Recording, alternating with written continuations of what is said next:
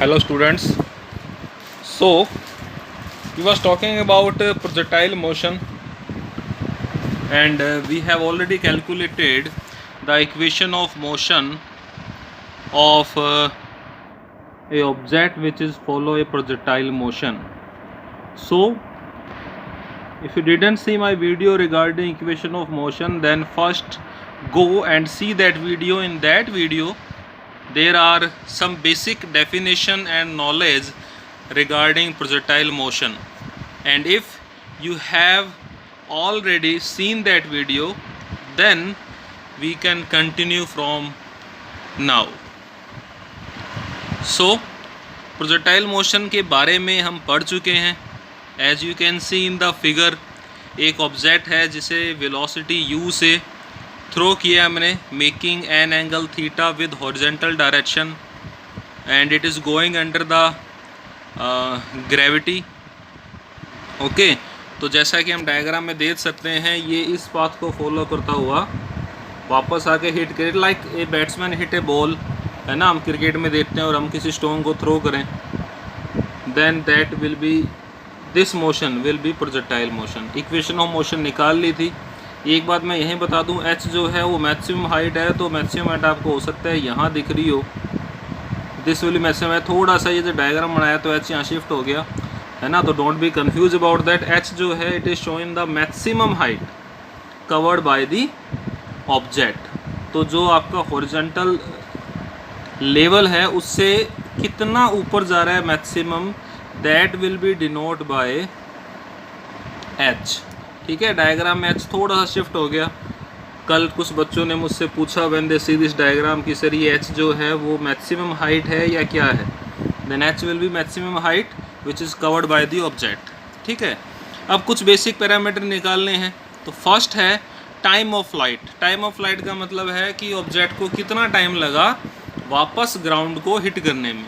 जब उससे थ्रो किया तो मान लेते हैं टाइम 0 था, है ना, और ये यहाँ से लेके पूरी जर्नी करने के बाद वापस ग्राउंड को हिट करने में उसे कितना टाइम लगा, that is known as total time of flight, denote by capital T. इसे मैं दो पार्ट्स में डिवाइड कर रहा हूँ. वो टाइम जो इसे मैक्सिमम हाइट तक जाने में लगा, let this is small t. जितना टाइम इसे जाने में लगेगा उतना ही टाइम इसे वापस आने में भी लगेगा. It is clear to all. तो अगर हम टॉप मोस्ट पॉइंट तक जाने में कितना टाइम लगा ये कैलकुलेट कर लें, तो उसका just twice will be total time of flight. Total time of flight क्या है, वो टाइम जितने में ऑब्जेक्ट वापस ग्राउंड को टच कर रहा है. ठीक है, so let's calculate that. Let the time of reach at the highest point is t, जैसे कि मैंने अभी बताया. तो I will use equation of motion, है ना. न्यूटन की इक्वेशन ऑफ मोशन हमने पढ़ी हुई है in that 9th class. 11th के भी चैप्टर 3rd में हमने पढ़ ली थी. तो देखिए, जब वो वर्टिकल अपवर्ड जा रहा है तो वेलोसिटी का y component u sin theta, uy is initial velocity in y direction. Final velocity देखिए, जब वो हाईएस्ट पॉइंट पर पहुंच जाएगा तो उसकी वेलोसिटी क्या हो जाएगी, 0 हो जाएगी. फिर वो नीचे गिरेगा. वेलोसिटी 0 नहीं हो तो नीचे गिरेगा ही नहीं. तो हाईएस्ट पॉइंट पर जब पहुंचेगा तो वहां पर उसकी वेलोसिटी 0 हो जाएगी. That's why vertical component of velocity is equal to 0. Acceleration due to gravity, जब ये ऊपर जा रहा है तो एक्सेलरेशन अर्थ का कहाँ लग रहा है, नीचे की तरफ. तो ay विल बी -g. तो आपके पास u आ गया, v आ गया और a आ गया. हमें निकालना है टाइम.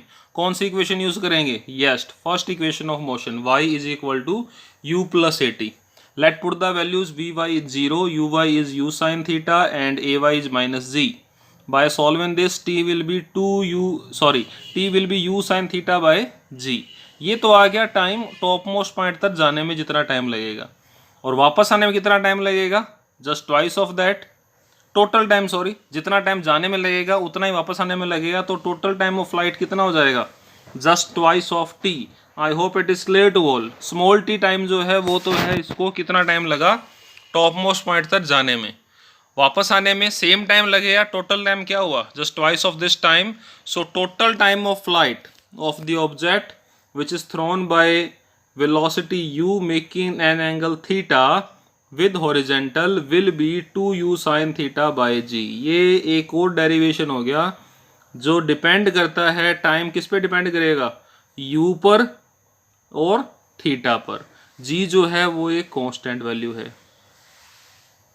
ठीक है, तो ये पहला आपका टॉपिक आ गया, न्यूमेरिकल में बड़ी हेल्प करेगा भी। कोई भी ऑब्जेक्ट जो है अगर उसे प्रोजेक्टाइल मोशन में थ्रो करें, मीन्स आपको वेलोसिटी दी होगी और आपको एंगल दिया होगा किस एंगल से थ्रो किया है, then you can easily calculate what is the total time of flight, कितनी देर वो हवा में रहा।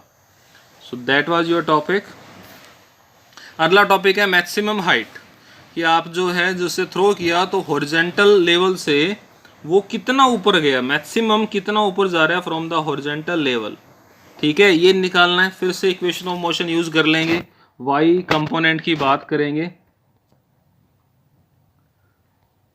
सो मैक्सिमम हाइट, तो देखिए जो हाइट है एस जो है वो हो जाएगी एच, वर्टिकली कितना ऊपर गया up to maximum height, that will be H.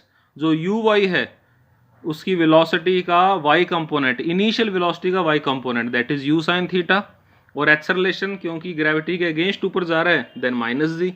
Late put the all equations in second equation of motion, that is s is equal to ut plus half at square. क्योंकि हम vertical direction की बात कर रहे हैं तो मैंने u और a पर y लगा दिया। s जो है वो h हो जाएगा, uy is u sine theta, यहाँ दे रखा है।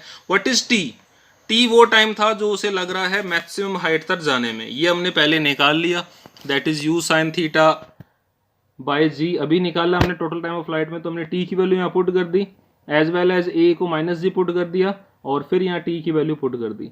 When you solve this then you will get that h is equal to u square sine square theta upon 2g। ये आप अपने रफ नोटबुक में सॉल्व करें। देखिए इसमें जो है u square sine sine theta upon g तो कॉमन आ जाएगा, ब्रैकेट में बचेगा 1 माइनस हाफ और it will be half. Then maximum height covered by the object will be u square sine square theta upon 2g। देखिए ये भी दो ही बातों पे डिपेंड कर रहा है, एक तो कर रहा है यू पर और एक कर रहा है थीटा पर, जी तो कांस्टेंट है।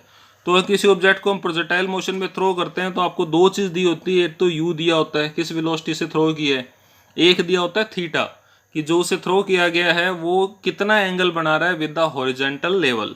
ठीक है, तो ये दोनों का वैल्यू पता है तो आप ये भी निकाल सकते हैं भी कितने टाइम बाद वो ग्राउंड को हिट करेगा bye the formula which is given above in the topic. ये भी निकाल सकते हैं कि वो जब थ्रो किया जाएगा तो कितना ऊपर जाएगा, what is the maximum height. Same formula, same से मेरा मतलब है कि depend on same parameters, formula तो अलग है टी से, and that will be you square sine square theta upon 2g। एक चीज और निकालनी रहेगी, दैट इज हॉरिजॉन्टल रेंज, मतलब जब आपने उसे थ्रो किया from that a particular point, here I am throwing from origin, तो वो पूरी मोशन करने के बाद जहां वापस हिट कर रहा है ग्राउंड को, वो पॉइंट कितना दूर है फ्रॉम द स्टार्टिंग पॉइंट, इसे बोलते हैं हॉरिजॉन्टल रेंज, है ना। As you can see in the diagram, R क्या है, आर है जिस पॉइंट से थ्रो किया और जिस पॉइंट पे ये वापस जाके अर्थ को टच कर रहा है उस पॉइंट की स्टार्टिंग पॉइंट से कितनी डिस्टेंस है, that is known as horizontal range. और ये कैसे निकालेंगे, बहुत सिंपल है।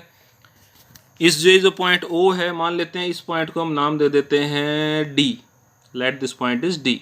तो ओ से लेके डी तक जाने में कितना टाइम लगा, total time of flight that is T.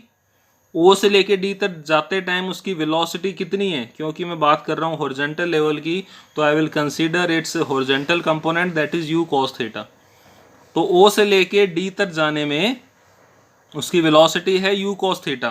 क्यों, क्योंकि मैं हॉरिजॉन्टल रेंज की बात कर रहा हूँ। डिस्टेंस होता है स्पीड इनटू टाइम, कितना टाइम लगा इसे, capital T, total time of flight. तो आप हॉरिजॉन्टल रेंज कैसे निकालेंगे, horizontal range will be R is equal to u cos theta into T. बहुत सिंपल फॉर्मूला है, distance is speed into time. तो R distance travelled in horizontal level in x direction, you can say u cos theta velocity का component किस में, x direction में, t उसे इस R distance को कवर करने में कितना टाइम लगा, टोटल टाइम ऑफ फ्लाइट। किससे डिनोट किया हमने, t से डिनोट किया है। Clear, let put all values in the formula. सिर्फ टी की वैल्यू पुट करनी है, यू कॉस थीटा सेम रहेगा, टी था हमारे पास 2u sin theta by g, you can check by the formula that total time of flight is 2u sin theta by g. After putting this value u square हो जाएगा 2 sin theta cos theta by g. अब देखिए जो बच्चे biology से belong करते हैं यहाँ तक उनके लिए मैथमेटिक्स बहुत ईजी है, क्योंकि कुछ भी नहीं है, मल्टीप्लाई की है। इसके बाद हमने 2 sin थीटा कॉस थीटा को पुट कर दिया sin 2 थीटा। अब जो बच्चे मैथमेटिक्स ब्रांच स्ट्रीम से बिलोंग करते हैं उन्होंने ट्रिग्नोमेट्री में पढ़ लिया दैट sin 2 theta is equal to 2 sin theta cos theta. ये ट्रिग्नोमेट्रिकल फॉर्मूला है, जैसे आपने कुछ फॉर्मूले क्लास 10th में पढ़े थे। Got it? तो सेम विल बी देयर।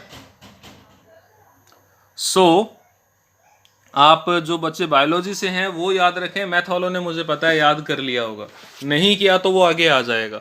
आप एक सेपरेट अपने नोट्स जो भी शॉर्ट नोट्स बनाते हैं वहाँ लिख लीजिए that sin 2 theta is equal to 2 sin theta cos theta. ये एक फॉर्मूला है ट्रिग्नोमेट्री का।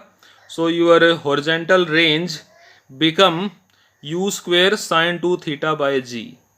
अगर आप ये फॉर्मूला भी याद रखें तो भी गलत नहीं है, न्यूमेरिकल आपका इजीली सॉल्व हो जाएगा that r is u square 2 sin theta cos theta. लेकिन ये ट्रिग्नोमेट्रिकल आइडेंटिटी है that 2 sin theta cos theta is equal to sin 2 theta. तो दोनों फॉर्मूले सही हैं, आप दोनों याद रखें।